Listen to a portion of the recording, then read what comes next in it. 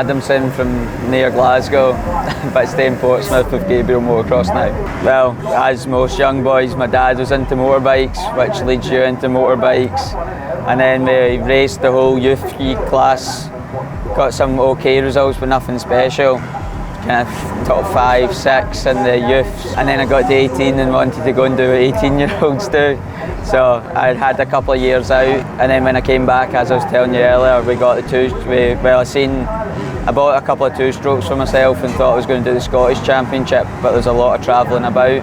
So I seen that was just when they were doing the British two-stroke Championship, and I think it was 5 rounds or something, so it was affordable for me to go and do. And so I convinced my dad to come along and spanner with me, nearly podiumed at the first round, and then after I'd done that he got the bug for it again. We travelled about for a year doing the two-strokes, just in his work van with a tent, put the bikes in the van. So I think in the championship we got 3rd overall in that. With my dad's backing behind me, we decided to do MX1, obviously because MX2 is very expensive for a race bike. So we did MX1, and halfway through Simon at Gabriel Motocross seen us and said they want to come and try their bikes. So we got a trip out to Belgium, which I'd never raced. The furthest I'd been is Northern Ireland for the youth in Desert Martin, so I thought that was exotic. So the first trip away, we went away to Belgium, and I was teammates with Brad Todd, and unfortunately he crashed and broke his neck and mangled his shoulder. So it went from here's a race bike you can ride at the weekend to here's practice bikes, and they had the full backing, which was really good for me, just to have the same practice bikes, same race bikes, and like a programme to follow. The first year with them, I think we finished 10th in the MX1 Championship. Last year with COVID it was a bit of a mixed match. That was my first full year with the team. We then changed to KTM with the backing from Trevor Pope Motorcycles and Matt from Evil Tech, who does the suspension and the engines. There's a lot of experience there behind us. So we did our first full season in MX1 with Gabriel Motocross, and I think we had the MX1 podium at the MX Nationals at Fat Cats here. We finished 8th in the championship, which was very good for us. We were a pretty new team and we had some good results and showed them what we were capable of, really. So I'm obviously quite short in stature, so Simon was watching me and said, I was actually doing a podcast with Stuart Flockhart, and again I was kind of saying what we'd done, and Simon never realised I went straight from the MXY2 right into MX1 British Championship. So it was quite a jump and I missed the whole MX2.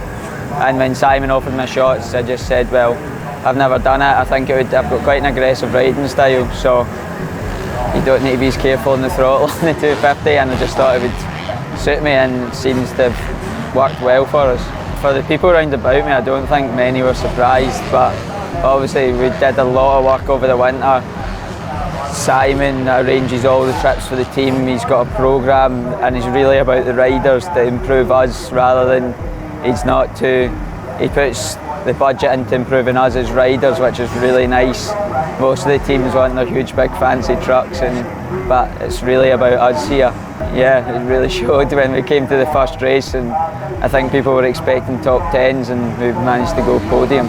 Really good. It was nice just to, obviously they put so much into us as riders, and it was just nice to give something back to them, really. I don't know, I think you always set the bar so high for yourself, so it's like when you get there it's like this is where we should be, but obviously thinking you should be somewhere and actually being there, it's just a relief, really, because you do put so much into it that it's just nice when you get a bit of a return.